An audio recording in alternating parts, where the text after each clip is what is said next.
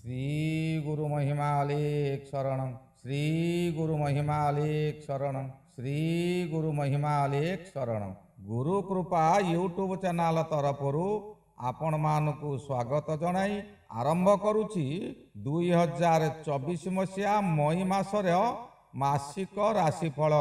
यही राशिफल सौरमंडलर 12 गोटी राशि और 9 गोटी ग्रह विषय कह 12 गोटी राशि उपरे 9 गोटी ग्रहर कौन प्रभाव रहुछि यही विषय आलोचना करने पूर्वर आपण मानकु मोर विशेष अनुरोध, जो माने प्रथम करी यही चैनल को आसीचंती से माने गोटे सब्सक्राइब करी पाखरे आसुथिबा बेल आइकन को दबाई दियंतु, जहा द्वारा कि आमर जो समय रे वीडियो अपलोड हेबो सर्वप्रथमे आपण मानक पाखरे पहुंची पारिबो। आहुरी एक कथा, जो मानकर विवाह विलंब हेउछि बा चाकरी क्षेत्र रे चाकरी विलंब हेलानी, पिलाटी चगला हेउछि, यही विषयर प्रतिकार सकाशे आपणकर जन्म तारीख, जन्म समय, जन्म स्थान और निजर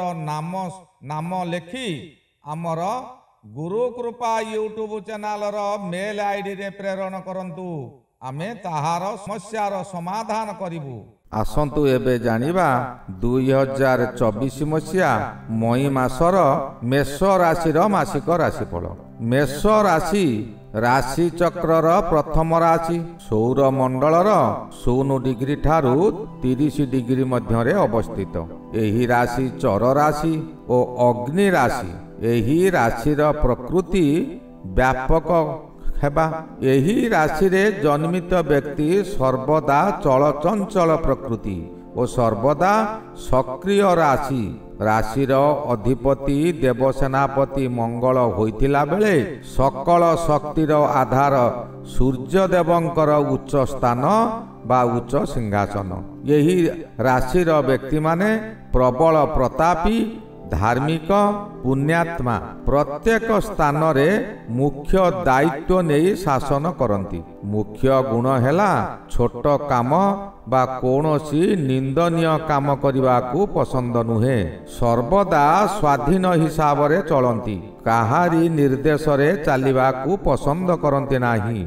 जे कौनसी काम करती निज इच्छा रे करती, काहारी परामर्श नियंती नाही। निज उपरे बेसी निर्भर होइथांती। फलाफल जहा भी हेउ काहारी दोष दियंती नाही। जेते कठिन काम हेउ निजे ही करिथांती, अन्यर साहाय्य नियंती नाही। अन्य मानकु चलाइबा ओ दलर दायित्व नेबा पई एमाने उपयुक्त व्यक्ति। बोकचा बोहिबा नीति नाही।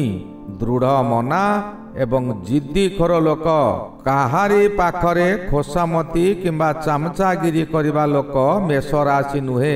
बड़ परिवर्तन प्रिय, हठात परिवर्तन करी मध्य सफल होई पारंती।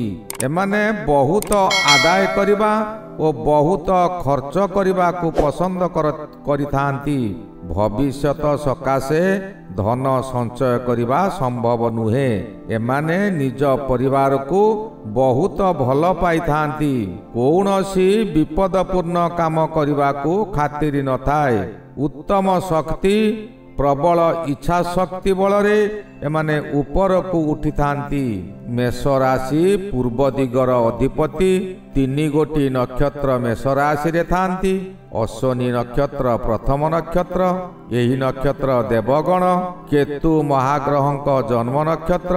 अश्व वर्ग देवगणकर उच्चेश्वर बा अश्व परी सक्रिय थाए। से काहारी को भय न थाए।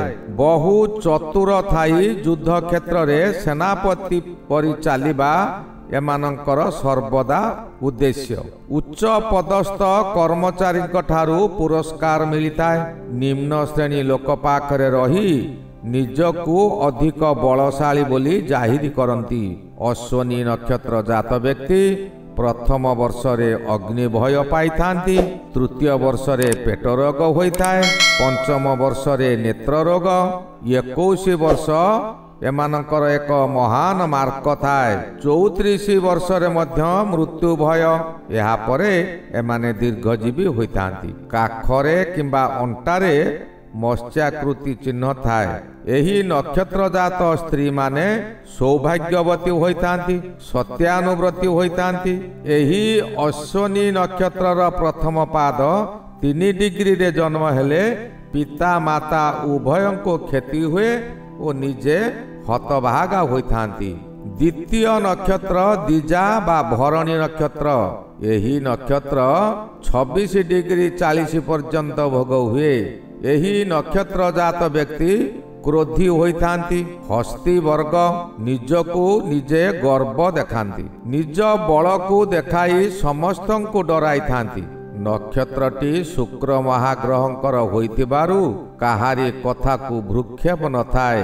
काम कला प्रबल थाए रुग्ण शरीर होई मध्य नारी मानकु बश करी रखिथांती एही नक्षत्र जात स्त्री माने अन्य स्त्री लोकंकु अनुकरण करती एमानकर धन संपदर अभाव रहे नाही एही नक्षत्र जात व्यक्ति जन्मरु तृतीय मासरे ज्वर पीड़ा भोगिथांती द्वितीय वर्षरे कौनसी जंतु कामुड़ा भय रहे 21 वर्षरे एक्सीडेंट भय थाए यहा परे दीर्घायु होइथांती तृतीय नक्षत्र कृत्तिका नक्षत्र दानवगण मेंढा जातीय रवि महाग्रहंकर जन्म नक्षत्र एणु एमाने प्रबल क्रोधी क्रोध समय रे किछि कथा कहि पारंती नाही खाली थरी उठंती यही व्यक्ति दीप्तिमान जीवन रे बहु सुख को पाखरे देखंती निज चेष्टा द्वारा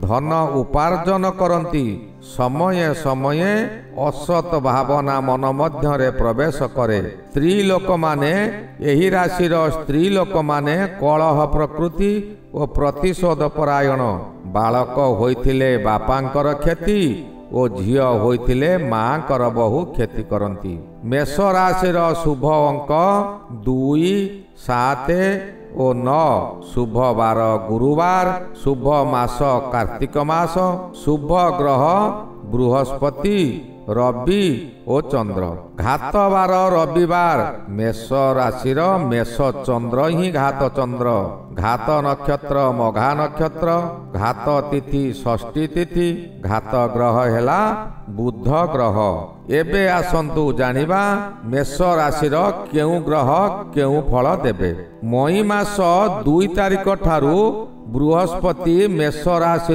वृष राशि को चलन हेबे मेष राशि सकाशे यह द्वितीय बृहस्पति हेबे द्वितीय बृहस्पति धन धान्य रे भरपूर कराइबे आपण पूर्वरु बहु कष्ट भोग करुथिले 2 वर्ष मध्य रे मार्च 15 ठारू मई मास 15 पर्यंत यही कष्ट भोगिबे 2 तारिख ठारू बृहस्पति चलन हेले मध्य या शिशु थिबारु शुभ कर्म मई मास 15 तारिख पर्यंत देई पारिबे नाही जे कोनोसी कार्य करबा को भयभीत हेउथिले एही मई मास 15 तारिख ठारू आपणकर मनरु से भय दूरीभूत हेबो प्रत्येक स्थान रे आपण सम्मानर पात्र हेबे वस्त्र व्यवसाय होटेल व्यवसाय और मनोहरी व्यवसाय करुथिबा व्यक्ति माने एही समय रे प्रचुर लाभ करिवे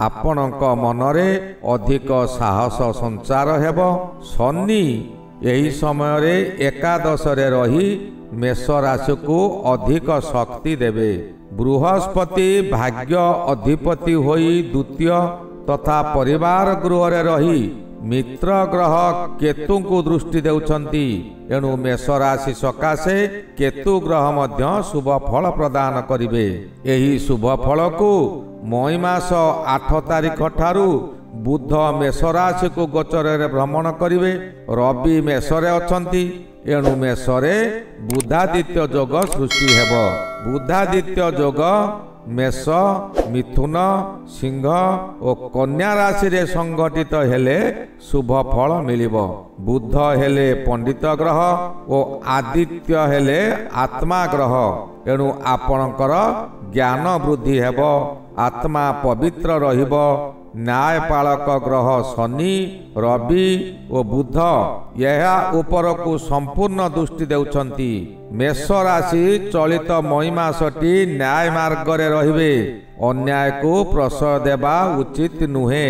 ମେଷ ରାଶି ଉପରେ ରାହୁଙ୍କର ଦୃଷ୍ଟି ଥିବାରୁ ଆପଣ ଯଦି ଭୁଲ କାମ କରନ୍ତି ଆପଣଙ୍କୁ ସେ ବର୍ବାଦ କରିଦେବ। ଆପଣଙ୍କୁ ଅପବାଦ ଦିଆ କରାଇ ପ୍ରତ୍ୟେକ ସ୍ଥାନରେ ସମାଲୋଚନାର ଶିକାର କରାଇବ।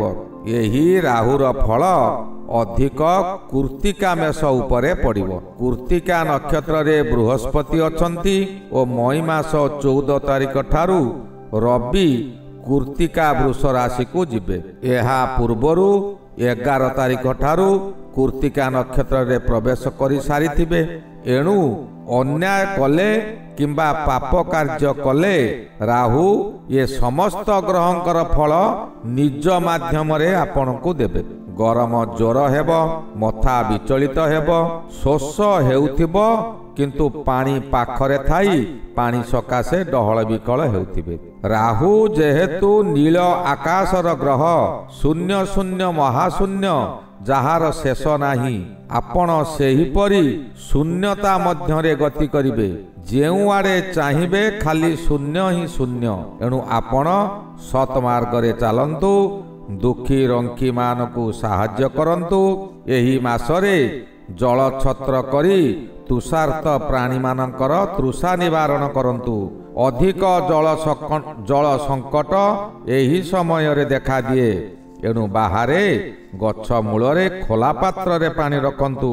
ବୃକ୍ଷ ଉପରେ ଥିବା ଛୋଟ ଛୋଟ ପକ୍ଷୀମାନେ ଓ ବୃକ୍ଷ ତଳେ ଥିବା ଛୋଟ ଛୋଟ ଜୀବମାନେ ସେହି ଜଳକୁ ପାନ କରି ତୃଷା ନିବାରଣ କରିବେ, ଯାହାଦ୍ୱାରା ଆପଣଙ୍କର ଦୁଃଖ କଷ୍ଟ ଲାଘବ ହେବ।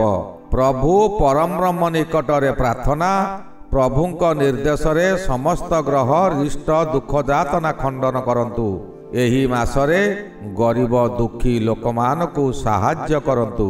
ବିଶେଷ କରି ଏହି ସମୟରେ ଥଣ୍ଡା ପାଣି ପଥିକମାନଙ୍କୁ ଦିଅନ୍ତୁ। ସବୁଠାରୁ ଗୁଡ଼ ପଣା ଯଦି ଦେବେ, ମେଷ ରାଶିର ରଙ୍ଗ ଲାଲ ହୋଇଥିବା ହେତୁ ଗୁଡ଼ ପଣା ମେଷ ରାଶି ସକାଶେ ଅଧିକ ଶୁଭ ହୁଏ। ପ୍ରାୟତଃ ସମସ୍ତ ରିଷ୍ଟ ଖଣ୍ଡନ ହୋଇଯାଏ। ଏବେ ରାସ୍ତାଘାଟ ସବୁ ପକ୍କା ହୋଇଗଲାଣି। ଭିକାରୀ ଜଣେ ତା ଉପରେ ଚାଲିବା ବହୁ କଷ୍ଟ ହେଉଛି। ଯେଉଁ ଇଟାରେ ଗାଁରେ ରାସ୍ତାମାନ ହୋଇଛି, ଘରୁ ବାହାରିବା ମୁସ୍କିଲ।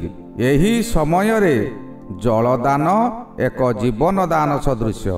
ଜଳଦାନ ଜୀବନ ଦାନ ବୋଲି ଭାବି ଦ୍ୱାର ମୁହଁରେ ଏକ ପାତ୍ରରେ ପାଣି ରଖନ୍ତୁ। ଗାଈ ଗୋରୁମାନେ ପାଣି ଟୋପେ ପିଇ ପାରିବେ। କୁକୁରମାନେ ଦଳ ପୋଖରୀରେ ବୁଡ଼ି ଗଛ ମୂଳରେ ଶୋଇଯାଆନ୍ତି। କିନ୍ତୁ ଏବେ ନା ପୋଖରୀ ଅଛି ନା ଗଛ ଅଛି। କୁକୁର ପାଗଳ ହେଇଯାଉଛନ୍ତି ଓ ଅଳ୍ପ କ୍ଷଣ ମଧ୍ୟରେ ମରିଯାଉଛନ୍ତି। ଅଂଶୁଘାତରୁ ରକ୍ଷା ପାଇବା ସକାଶେ ଘର ମଧ୍ୟରେ ରୁହନ୍ତୁ, ଥଣ୍ଡା ପାଣି ପିଅନ୍ତୁ ଓ ଅନ୍ୟମାନଙ୍କୁ ପିଆନ୍ତୁ। ଶ୍ରୀ ଗୁରୁ ମହିମା ଅଲେଖ ଶରଣ। ଶ୍ରୀ ଗୁରୁ ମହିମା ଅଲେଖ ଶରଣ। ଶ୍ରୀ ଗୁରୁ ମହିମା ଅଲେଖ ଶରଣ।